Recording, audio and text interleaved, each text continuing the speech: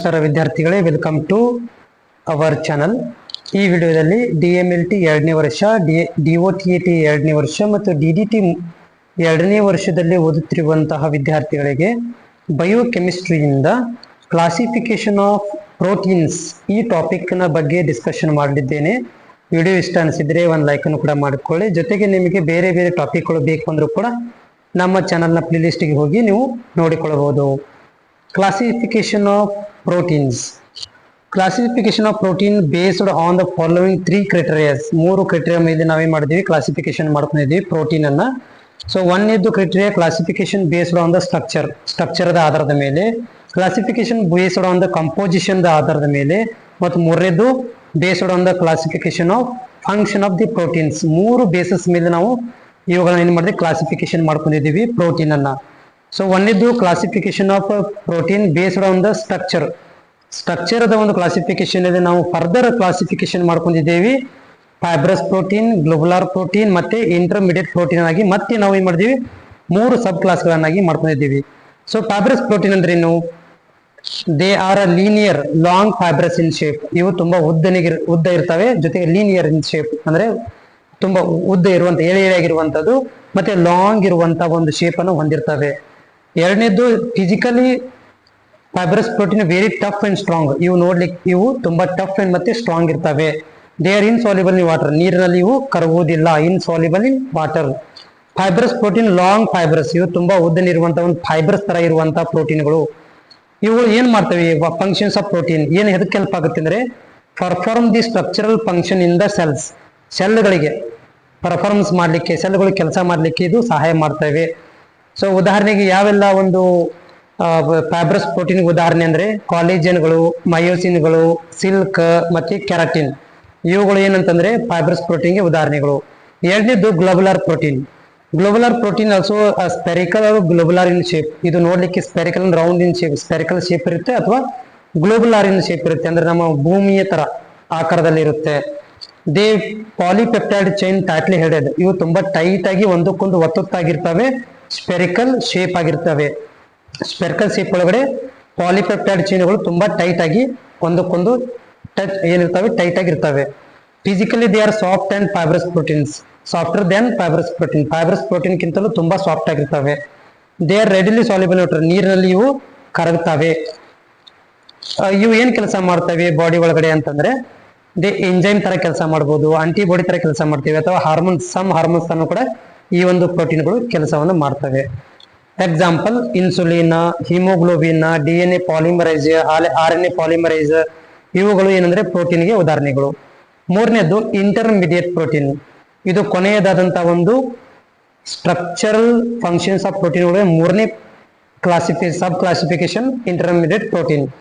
They are structure intermediate linear, globular. ಇವೆರಡು ಎರಡರಲ್ಲೂ ಆಗಿರ್ಬೋದು. ಇದು ಅಂದ್ರೆ ಲೀನಿಯರ್ನು ಇರ್ಬೋದು, ಗ್ಲೋಬುಲಾರ್ ಇರ್ಬೋದು. ಯಾವ್ದಾರ ಒಂದು ಶೇಪ್ ಅನ್ನು ಹೊಂದಿರ್ತದೆ. ಇದು ಎರಡು ಶೇಪ್ ಅನ್ನು ಕೂಡ ಹೊಂದಿರಬಹುದು. ಅದಕ್ಕೆ ನಾವು ಇಂಟರ್ಮೀಡಿಯೇಟ್ ಅಂತ ಕರಿತೀವಿ. ಅಂದ್ರೆ ಇದು ಲೀನಿಯರ್ ಅಲ್ಲ ಗ್ಲೋಬುಲಾರ್, ಅಥವಾ ಲೀನಿಯರ್ ಇರ್ಬೋದು ಗ್ಲೋಬುಲಾರ್ ಇರ್ಬೋದು. They or short more than less than linear shape. But ಇವು ಉದ್ದಿರುವುದಿಲ್ಲ, ತುಂಬಾನೇ ಉದ್ದಿರುವುದಿಲ್ಲ, ಸ್ವಲ್ಪ ಶಾರ್ಟ್ ಆಗಿರ್ತವೆ. Unlikely fibrous protein, they R soluble in water. Fibrous protein compare ಮಾಡಿದ್ರೆ ಇವು ನೀರಿನಲ್ಲಿ ಕರಗ್ತವೆ. ಫಂಕ್ಷನ್ ಏನ್ ಮಾಡ್ತವೆ, ಬ್ಲಡ್ ಕ್ಲಾಟಿಂಗ್ ಪ್ರೋಟೀನ್ ತರ ಕೆಲಸ ಮಾಡ್ತವೆ. ಅಂದ್ರೆ ಬ್ಲಡ್ ಕ್ಲಾಟಿಗೆ ಪ್ರೋಟೀನ್ ಆಗಿ ಕೆಲಸವನ್ನ ಮಾಡ್ತವೆ. ಉದಾಹರಣೆಗೆ ಫೈಬ್ರಿನೋಜನ್ ಇದು ಬ್ಲಡ್ ಕ್ಲಾಟ್ ಆಗ್ಲಿಕ್ಕೆ ಅಥವಾ ಬ್ಲಡ್ ಕ್ಲಾಟ್ ಆಗದ ಹಾಗೆ ಎರಡರಲ್ಲೂ ಕೂಡ ಫಂಕ್ಷನ್ ಅನ್ನ ಮಾಡುತ್ತೆ. ಇದು ಎರಡನೇದು main classification based on the composition ಮೇಲೆ ನಾವು ಏನ್ ಮಾಡಿದೀವಿ, ಮತ್ತೆ ಕ್ಲಾಸಿಫಿಕೇಶನ್ ಮಾಡಿದೀವಿ. ಅದರಲ್ಲಿ ಮತ್ತೆ 3 ಟೈಪ್ ಇದಾವೆ: simple protein, conjugated protein, derived protein ಅಂತ ಮತ್ತೆ 3 ಸಬ್ ಪ್ರೋಟೀನ್ಗಳು ಇದಾವೆ. ಸೊ ಸಿಂಪಲ್ ಪ್ರೋಟೀನ್ ಅಂದ್ರೆ ಏನು, simple protein composed of only amino acids. ಒಂದ ಅಮೈನೋ ಆಸಿಡ್ ಇಂದ ಮಾಡಲ್ಪಟ್ಟಿರುವಂತವುಗಳಿಗೆ ಸಿಂಪಲ್ ಪ್ರೋಟೀನ್ ಅಂತ ಕರಿತೀವಿ. Protein may be fibrous or globular. ಇವುಗಳು ಫೈಬ್ರಸ್ ಆರ್ ಇರ್ಬೋದು, ಗ್ಲೋಬುಲಾರ್ ಶೇಪ್ ಅನ್ನ ಹೊಂದಿರಬಹುದು. They possess relative simple structure. ಇವು ನೋಡ್ಲಿಕ್ಕೆ ತುಂಬಾ ಸಿಂಪಲ್ ಆಗಿ ಸ್ಟ್ರಕ್ಚರ್ ಅನ್ನ, ಅಥವಾ ನಮ್ಮ ಬಾಡಿಗೆ ಸಿಂಪಲ್ ಆದಂತಹ ಒಂದು ಸ್ಟ್ರಕ್ಚರ್ ಅನ್ನ, ಸೆಲ್ ಸ್ಟ್ರಕ್ಚರ್ ಗಳನ್ನ ಪ್ರೊವೈಡ್ ಮಾಡಿಕೊಡ್ತವೆ. ಉದಾಹರಣೆಗೆ ಕಾಲೇಜನ್, ಮಯೋಸಿನ್, ಇನ್ಸುಲಿನ್, ಕೆರಾಟಿನ್ಗಳು ಇವು ಸಿಂಪಲ್ ಪ್ರೋಟೀನ್ಗಳು. ಎರಡನೇದು conjugated protein. Conjugated protein complex protein. ಇವುಗಳಿಗೆ ನಾವು ಇನ್ನೊಂದು ಹೆಸರು ತುಂಬಾ ಕಾಂಪ್ಲೆಕ್ಸ್ ಆಗಿರ್ತವೆ. ಅಂದ್ರೆ ಇದರಲ್ಲಿ ಸಿಂಪಲ್ ಆಗಿರುವುದಿಲ್ಲ, ಇದು ತುಂಬಾ ಕಾಂಪ್ಲೆಕ್ಸ್ ಫಾರ್ಮೇಶನ್ ಅಲ್ಲಿ ಏನಾಗಿರ್ತವೆ ಪ್ರೋಟೀನ್ ಮಾಡಲ್ಪಟ್ಟಿರ್ತವೆ. ಅದಕ್ಕೆ ನಾವು ಕಾಂಜುಗೇಟೆಡ್ ಪ್ರೋಟೀನ್ ಅಂತ ಕರಿತೀವಿ. They contain 1 or more non amino acids. ಇದರಲ್ಲಿ ಒಂದು ಅಥವಾ ಒಂದಕ್ಕಿಂತ ಹೆಚ್ಚು ನಾನ್ ಅಮೈನೋ ಅಂದ್ರೆ ಅಮೈನೋ ಆಸಿಡ್ ಅಲ್ಲದೆ ಇರುವಂತಹ ಏನಂದ್ರೆ ಕಾಂಪೌಂಡ್ ಗಳನ್ನ ಹೊಂದಿರ್ತವೆ. Conjugated protein are usually globular shape. ಇವು ಗ್ಲೋಬುಲಾರ್ ಶೇಪ್ ಅನ್ನು ಹೊಂದಿರ್ತವೆ ಅಂಡ್ ಸಾಲ್ಯುಬಲ್ ಇನ್ ವಾಟರ್, ನೀರಿನಲ್ಲಿ ಕೂಡ ಇವು ಕರಗ್ತವೆ. Here the protein part tightly and loosely bonded. ಇವು ಒಂದಷ್ಟು ಟೈಟ್ ಇರಬಹುದು ಮಾಲಿಕ್ಯೂಲ್ಗಳು, ಮತ್ತೆ ಲೂಸ್ ಆಗಿ ಕನೆಕ್ಷನ್ ಹೊಂದಿರ್ತವೆ. 1 or more non protein parts, ಅವುಗಳಲ್ಲಿ ಅಂದ್ರೆ ನಾನ್ ಪ್ರೋಟೀನ್ ಪಾರ್ಟ್ಗಳಲ್ಲಿ ಟೈಟೂನ್ ಇರ್ಬೋದು, ಮತ್ತು ಸ್ವಲ್ಪ ಲೂಸ್ಲಿ ಹೆಡ್ ಆಗಿರ್ತವೆ ಈ ಒಂದು ಪ್ರೋಟೀನ್ಗಳು.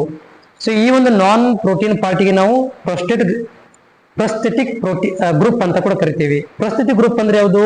ಅಯಾನ್, ಮೆಟಲ್ ಅಯಾನ್ ಇರ್ಬೋದು, ಕಾರ್ಬೋಹೈಡ್ರೇಟು, ಲಿಪಿಡು, ಆಮೇಲೆ ಫಾಸ್ಫರಿಕ್ ಆಸಿಡ್, ನ್ಯೂಕ್ಲಿಕ್ ಆಸಿಡ್, ಮತ್ತೆ ಲಿಪಿಡ್ಸ್, ಈ ರೀತಿಯಾಗಿ ಅಟ್ಯಾಚ್ಮೆಂಟ್ ಇದ್ದು ಅಂದ್ರೆ ಅದಕ್ಕೆ ನಾವು ಫಾಸ್ಫೆಟಿಕ್ ಗ್ರೂಪ್ ಅಂತ ಕರಿತೇವೆ. ಆ ತರ ಇದ್ದು ಅಂದ್ರೆ ಅದಕ್ಕೆ ಕಾಂಜುಗೇಟೆಡ್ ಪ್ರೋಟೀನ್ಗಳು ಅಂತ ಕರಿತೇವೆ. ಉದಾಹರಣೆಗೆ ಇಲ್ಲಿ ನೋಡ್ಬೋದು ಫಾಸ್ಫೋ ಪ್ರೋಟೀನ್ಸ್ಗಳು, ಇದರಲ್ಲಿ ಫಾಸ್ಫರಿಕ್ ಆಸಿಡ್ ಇರುತ್ತೆ. ಆಮೇಲೆ ಗ್ಲೈಕೋ ಪ್ರೋಟೀನ್, ಇದರಲ್ಲಿ ಕಾರ್ಬೋಹೈಡ್ರೇಟ್ ಇರುತ್ತೆ. ನ್ಯೂಕ್ಲಿಯೋ ಪ್ರೋಟೀನ್, ಇದರಲ್ಲಿ ಏನಿರುತ್ತೆ ಅಂದ್ರೆ ನ್ಯೂಕ್ಲಿಕ್ ಆಸಿಡ್ ಇರುತ್ತೆ. ಅಥವಾ ಕ್ರೋಮೋ ಪ್ರೋಟೀನ್, ಇದರಲ್ಲಿ ಕ್ರೋಮ್ ಇರ್ತವೆ. ಅಥವಾ ಲಿಪೋ ಪ್ರೋಟೀನ್ಸ್, ಇದರಲ್ಲಿ ಲಿಪಿಡ್ಗಳು ಪ್ರೆಸೆಂಟ್ ಇರ್ತವೆ. ಈ ತರ ನಮಗೆ ಇರುವಂತವುಗಳಿಗೆ ನಾವು ಕಾಂಜುಗೇಟೆಡ್ ಲಿಪಿಡ್ ಅಥವಾ ಕಾಂಜುಗೇಟೆಡ್ ಪ್ರೋಟೀನ್ ಅಥವಾ ಇದು ಯಾವುದು ಕಾಂಪ್ಲೆಕ್ಸ್ ಪ್ರೋಟೀನ್ ಅಂತ ಕರಿತೀವಿ. ಮೂರನೇದು classification based on functions. Protein classification based on protein.